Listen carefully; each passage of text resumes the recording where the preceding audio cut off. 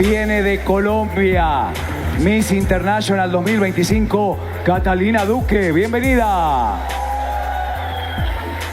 Qué guapa, hermosa esta mujer. Colombia, un país maravilloso. Ahí tenemos muchos reinados importantes. Así es. Y esta mujer destacó, hizo un papel extraordinario de esa tierra que amamos y que llevamos en el corazón, que es Colombia. Eso, un aplauso. Qué linda Colombia. Señoras y señores, y con ella está nada más y nada menos que una mujer hermosa que nos visita desde Filipinas.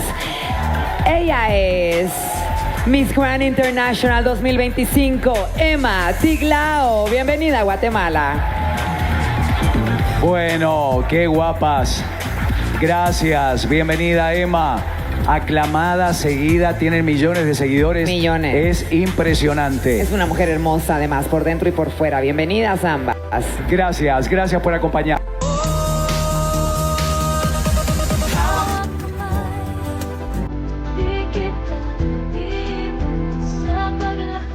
Miss Grand Internacional 2025 ya está en Guatemala.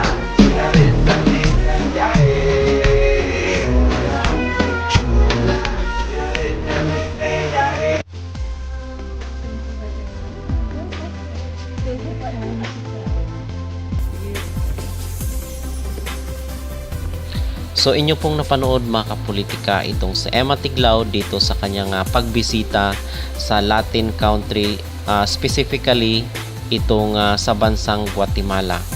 So nasa Latin community po ngayon itong si Emma Tiglao para sa kanyang world tour bilang reyna ng Miss Grand International 2025.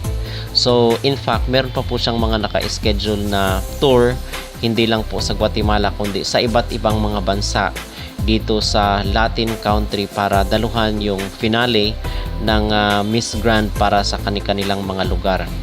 Day 1 in Guatemala, the best way to begin this journey, learning its history, embracing its culture, and sharing unforgettable moments with my girls. Que hermoso momento. So ilang buwan na lang mga kapolitika ay ipapasa na ni Emma Tiglao ang corona ng Miss Grand International para sa Miss Grand Winner 2026, and I believe mag-i-start po yung kanilang Miss Grand sa September and then mag-end po ito sa October. So abangan natin yung final date na ipapublish ng Miss Grand International Organization sa kailang social media page. So napakabilis ng panahon, parang kailan lang mga kapolitika ay kinurnahan itong si Emma doon sa bansang Thailand sa Miss Grand International 2025. Ngayon ay ilang buwan na lang po ang nalalabi at magtatapos na ang kanyang 1-year term dito sa MGI 2025.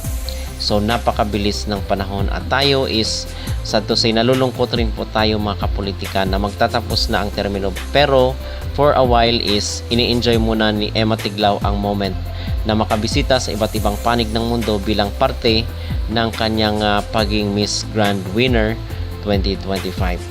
So wala tayong reklamo sa treatment ng organization sa kanya kasi kitang-kita naman kahit saan ay talagang busy itong si Emma at punong-puno ang kanyang mga schedule. Okay, so yun po ang latest dito kay Emma Tiglao. Samantala mga kapolitika, dito noon po tayo doon sa issue ng mga half foreigner, half Pinoy na kung saan is uminit lang kamakailan dahil itong si Brandon Espiritu ay spotted sa isang terminal kung saan ay balot na balot umano upang hindi makilala. Namataan umano si Brandon Espiritu sa isang terminal kasama si Kirk Bundad. Sa kumakalat na larawan sa social media, makikitang balot na balot umano si Brandon na ayon sa ilang netizen ay tila pagtatangkang umiiwas na makilala ng publiko. Gayunpaman, sa kabila ng kanyang pananamit at pagtatakip, tila nakilala pa rin siya ng kumuha ng naturang larawan.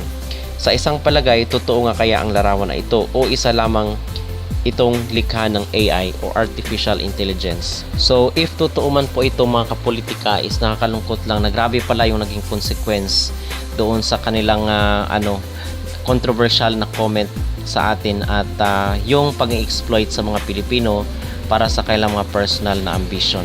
So far mga kapolitika, yun po ang ating latest na update dito sa mundo ng beauty pageant.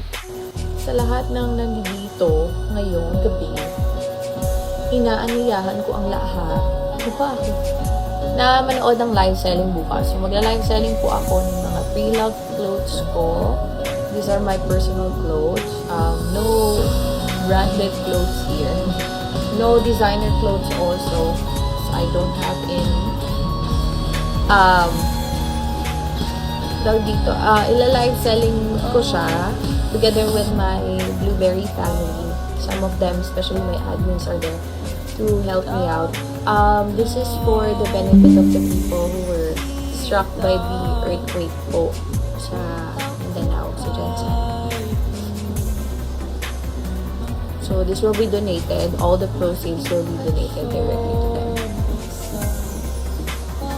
So tomorrow yon, we'll be using my Blue app. Tama ba?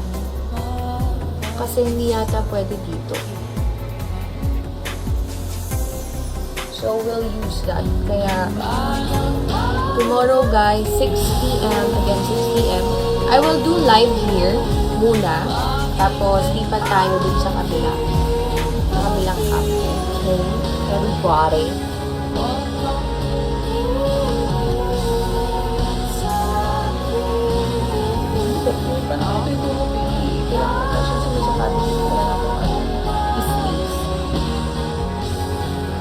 The attitude. Anong attitude? Okay ba yun, guys? Naintindihan niyo ba yung mga name? Naintindihan niyo ba? Bukas ha? Bukas ha? Sige na, parang naman yun na. Yes, tomorrow tayo magla-live selling. Not today. Tomorrow.